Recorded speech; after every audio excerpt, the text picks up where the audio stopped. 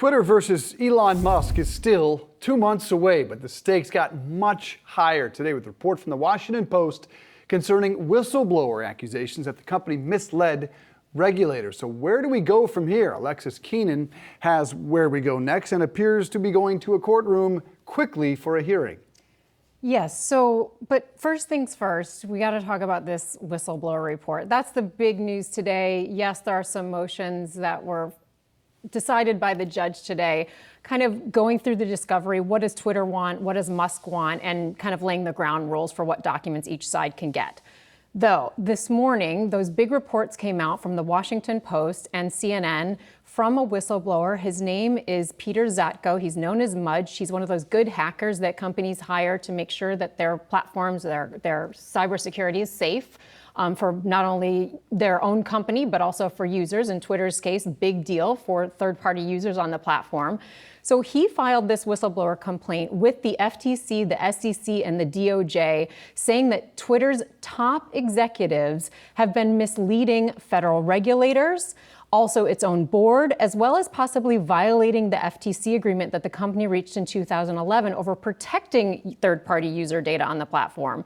So he goes on to say that the company has lax security that's jeopardizing its ability to fight spam, to fight hackers, to prevent foreign actors, bad actors from infiltrating the platform, and also just to protect that user info. So though the part that goes to the heart of the lawsuit between Twitter and Musk is that he does address the bot issue. He says that the company, that when he was there, this is all according to the reports from CNN and Washington Post, that he got the impression that the company, or says the company, did not know how many total bots it had on its platform. Now, why that's important, it's the central part of Elon Musk's reasoning for why he thinks he should be able to walk away from this $44 billion deal to buy the company.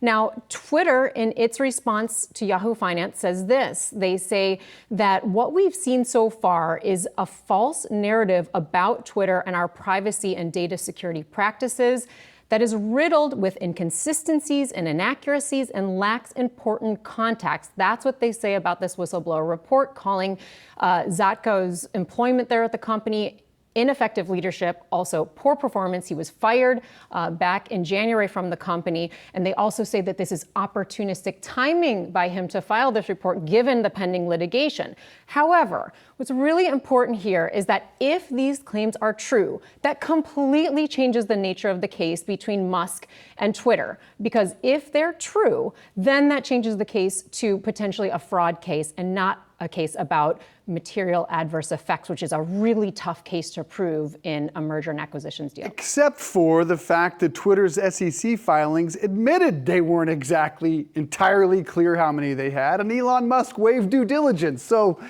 lot more to get into, a long story still ahead. Alexis Keenan, There's a lot so more much. there.